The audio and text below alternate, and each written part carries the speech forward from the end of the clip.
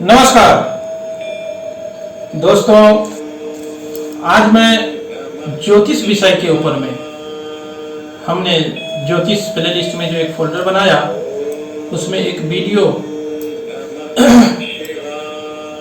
मुहूर्त के ऊपर में डाला था कि अगर हम कोई भी कार्य को शुभ मुहूर्त में और कोई खास करके विशेष कार्य को करना है तो उसके लिए विशेष मुहूर्त की आवश्यकता होती है।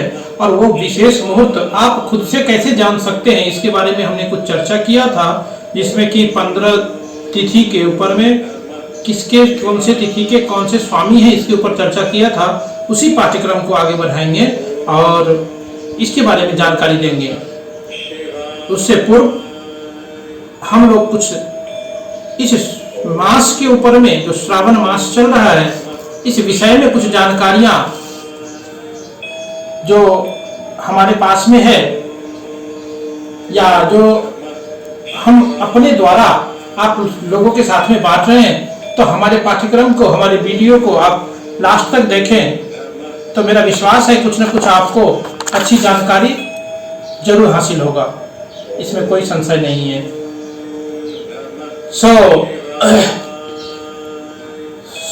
श्रावण मास में शिव जी के ऊपर शिव महापुराण का ग्रंथ है और शिव महापुराण में, शिव पुराण जो ग्रंथ है उसमें शिव जी को जल कहा गया है। इसमें कहते हैं संजीवनम समस्तस्य जगतः सलिलात्मकम भव इत्युच्यते रूपम भवस्य परमात्मनः। शिव पुराण में भगवान शिव को ही जल कहा गया। अभी श्रावण मास है, इसीलिए शिव जी की चर्चा अनिवार्य हो जाती है, क्योंकि यह सबसे पावन मास है जिसमें हम लोगों को अनेक आकांक्षाओं की पूर्ति के लिए अनेक तरह के उपाय बाबा भोलेनाथ के लिए बताए गए हैं। पुराणों में, ग्रंथों में शास्त्रकारों ने बताए हैं, इसीलिए इसके ऊपर में जानकारी हम लोग आपस में लें।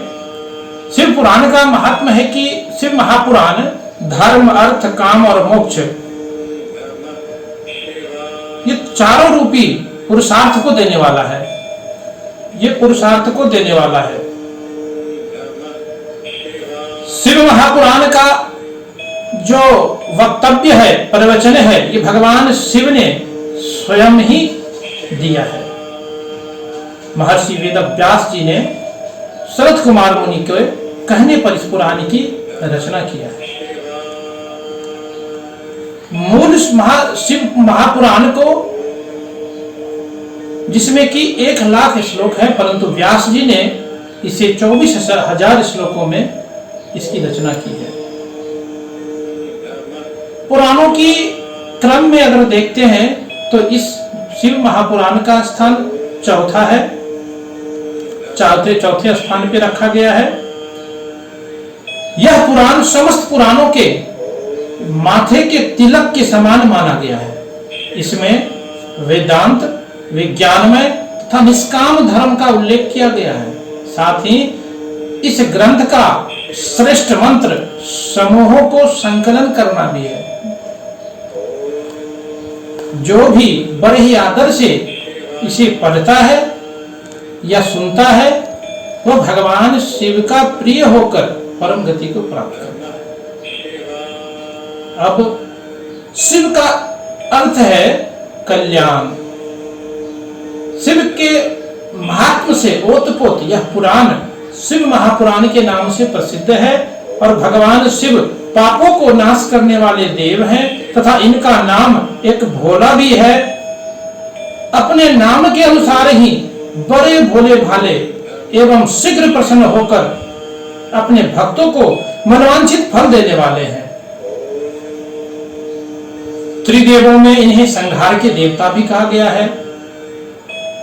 उनकी वेशभूषा से जन्म और मृत्यु का बोध होता है। शशि पर गंगा और चंद्र जीवन एवं कला के द्योतक है। शरीर पर चिता भस्म मृत्यु का प्रतीक है। यह जीवन गंगा की धारा की भांति चलते हुए अंत में मृत्यु सागर में लीन हो जाता है।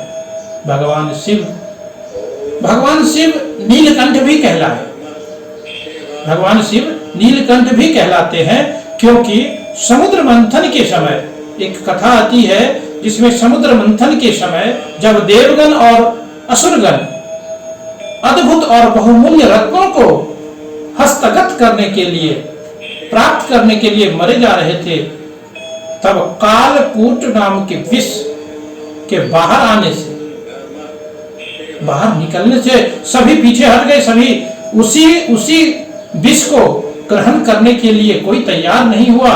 तब भगवान शिव ने ही उस महाविनाशक विष का पान किया, अपने कंठ में धारण किया, तभी से शिव नीलकंठ कहलाए, क्योंकि विष के प्रभाव से उनका कंठ नीला पड़ गया।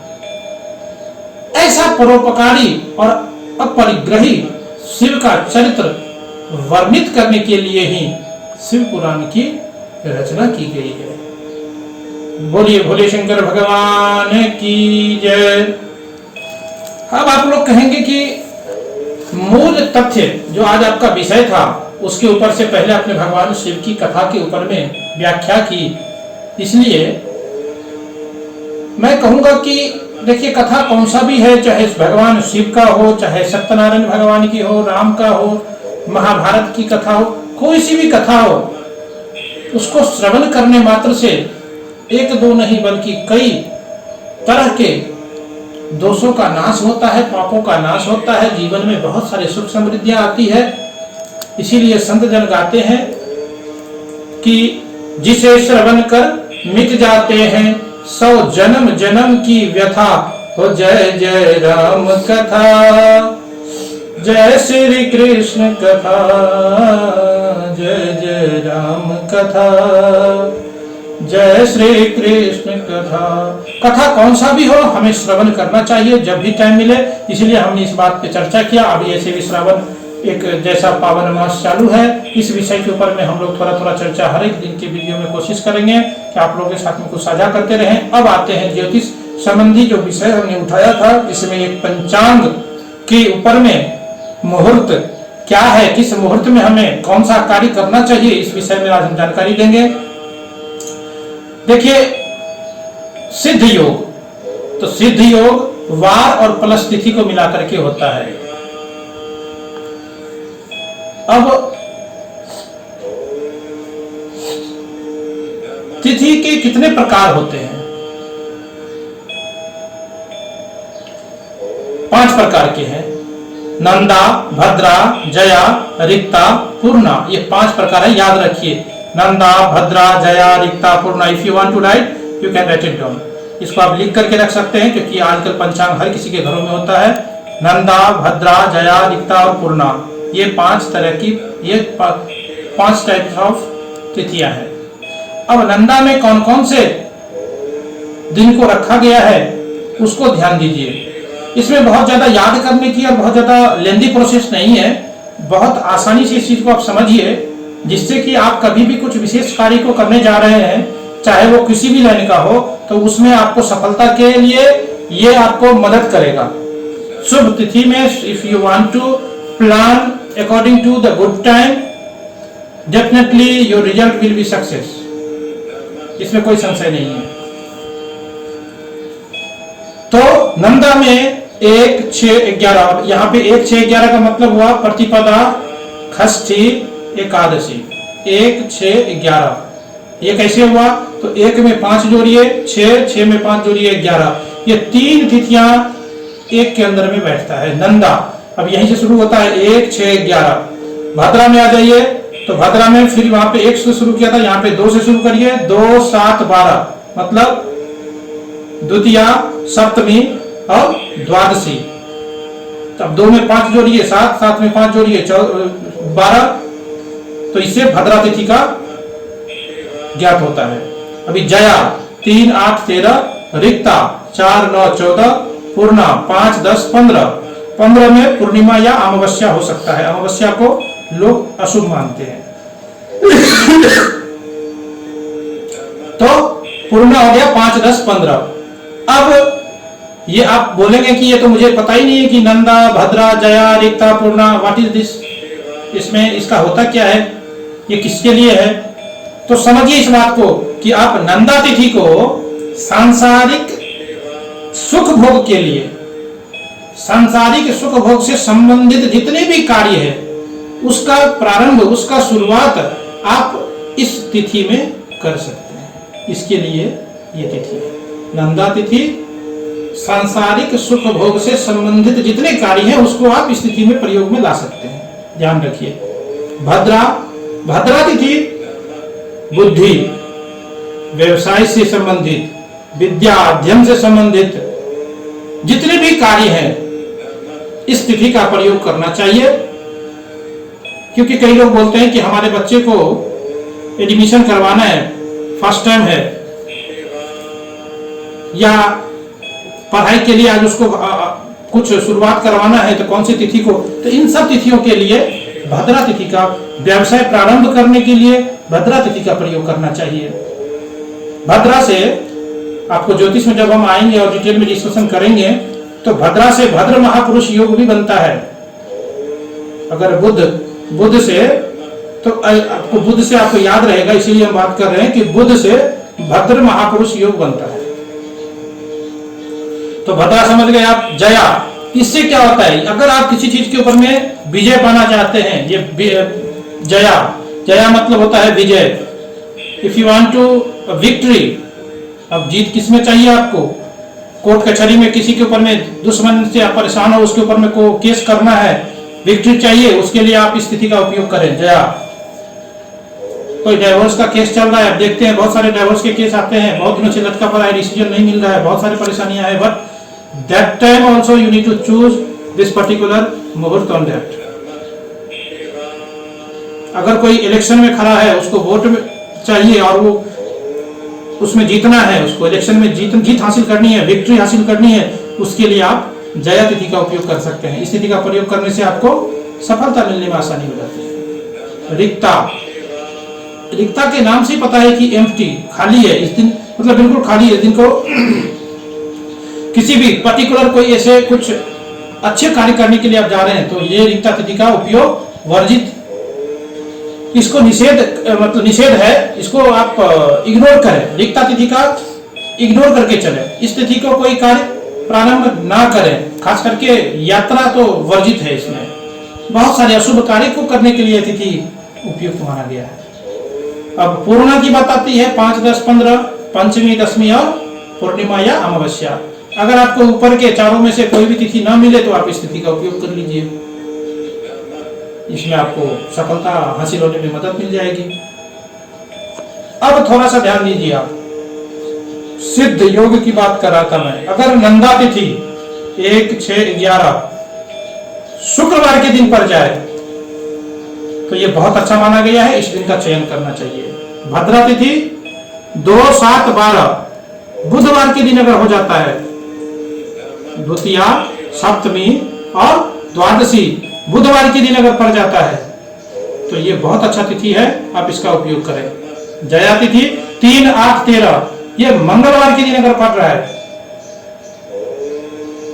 तो आपके लिए बहुत अच्छा है, ये बहुत शुभकारक योग बनते हैं। रिक्ता 4, 9, 14 अगर ये 4, 9, 14 अगर ये शनिवार के दिन पड़ जाता है तो इस दिन को भी आप यूज में ला सकते हैं, इसमें कोई संशय नहीं। पूर्णा 5, 10, 15 गुरुवार के दिन अगर पड़ जाता है ये तिथि तो ये अति शुभ माना जाता है, इसको आप अच्छे से उपयोग में ला सकते हैं। आप चाहिए तो एक कॉपी पेन लेकर के इसको नोट करके रख लें।